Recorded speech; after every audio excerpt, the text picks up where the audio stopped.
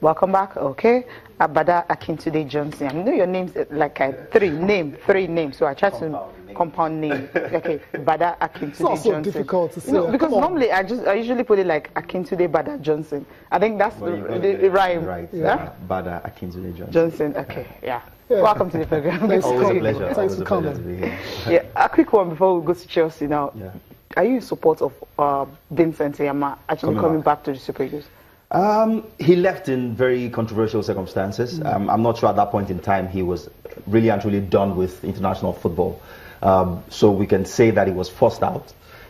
He went into early retirement.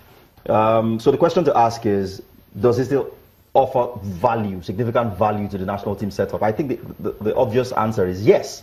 He still plays top flight European football, one of the best goal minders in African football.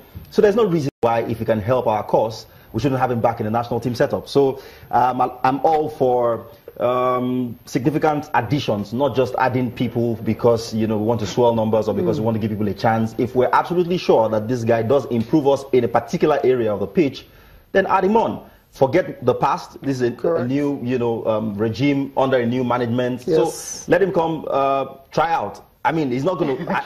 Yes, let him come try out. I don't expect that he'll be handed the captain's armband because he was captain when he left. I'm expecting that there will be a level playing field for all the goalkeepers to try, and the best of them gets to stay within the sticks for the next time Nigeria plays. Okay. Yeah, I mean, that's it there for Vincent Yama. Let's talk about this one before we move on to the English Premier League as well. So Austin Eguavoin has been appointed as the coach of Sunshine Stars. I mean, his job is just to keep the team in the Premier League. And it's a tough job. In Nigeria, it's probably more difficult to keep a team up than it is anywhere else in Africa.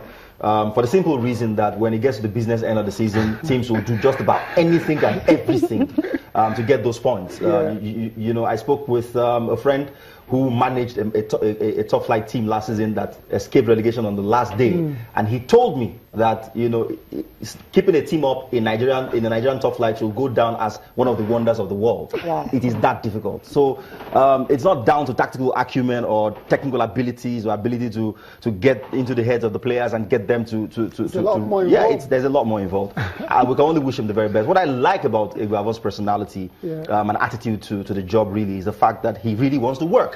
A lot of these ex-internationals have this sense of entitlement. They think that things should be dropped on their laps just because they played for Nigeria before. Correct. But Eguavoin has a different mindset. He really wants to work. Came to coach COD way back, picked up a few other jobs, since then. Hasn't exactly set the place alight. Correct. But in the trajectory of his coaching career, everything is building up to what I imagine will be a glorious outcome end of day. You keep learning, and at some point, all of those learnings you picked up, come together and deliver the goods. And that's how Keshi did it. He didn't, exactly set the place alight when he started, but, going to Mali, going to Togo, meant that he was, prepared for the Nigerian job when eventually got it and won us the AFCON. So Eguavoin, we can only wish him the very best of luck, but it's not in any way, shape or form going to be easy. It's not going to be easy, and right beside him, able deputy in Ikesho. Ike-Anobi, Ike-Anobi, right? Okay, that's it for the Nigerian Professional Football League. Now let's talk on the English Premier League. Chelsea, extended the lead back to 7 points. But against Southampton, it was supposed to be a tricky game. 4-2 ended. But if you actually watched the game, it's not really a 4-2 scoreline because Southampton, especially the first half. Southampton did make a game of it, and I think it was that last-minute goal at the end of the first half that broke Southampton, that Gary Cahill goal. They actually, in my opinion, were the better team in the first half. Yeah, soon as Eden Hazard, got the opener, Southampton were all over the place. They were snapping into the tackles, they were winning the first and the second balls, they were initiating attacks at great, speed. Transition was great, and they looked very threatening. And there was an ex-Chelsea boy who got them back into the game, Romeo. But then that Chelsea team, so much character, so much leadership all over the park.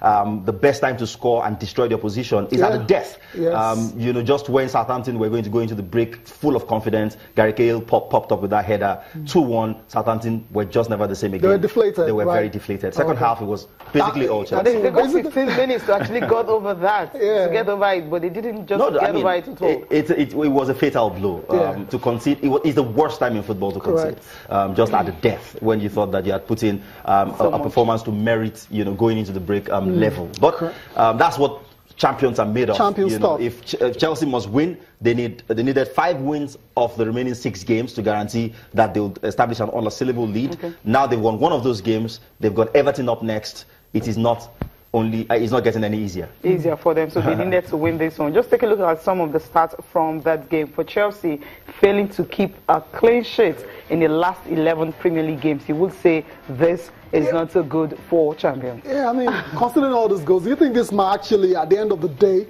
work against them? I don't think so. You don't think so? I think that there's a conviction about Chelsea going forward these days that is almost irresistible. We saw them in the FA Cup game against Spurs.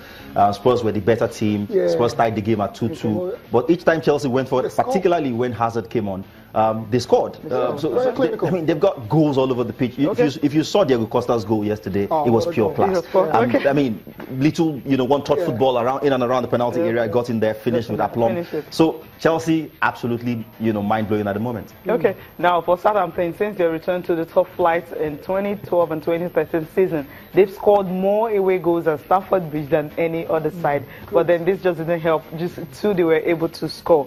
And if you take a look at what also happened to Southampton, they conceded for the first time away game since April 5th, 2014, when they lost to Manchester City, who finally won the title in that year. So they've conceded 4 goals in the Premier League away game for the first time since April 5th, 2014. And for Cesc Fabregas, the man of the assist, he's a wonderful player. His assist for Diego Costa was actually his 103rd in the Premier League, second only to Ryan Giggs. If you look at the whole lot, I mean, he's just a class above everyone else. Yeah, he's got past Frank Lampard now, but obviously miles behind Ryan Giggs. Yeah, had he not gone to Spain for a couple of seasons, he probably would be closer to Ryan Giggs. Okay, for Gary Cahill, he has scored 26 Premier League goals, excluding penalties now, and he's the second player after John Terry. John Terry's got 40 as a defender to be able to score as much goals. I mean, defenders scoring as much goals as this, I keep wondering how they're able to do it. Now for Eden Hazard, he has scored 15 Premier League goals this season, his best return in a single campaign in the competition. No wonder he's very good for Chelsea this season.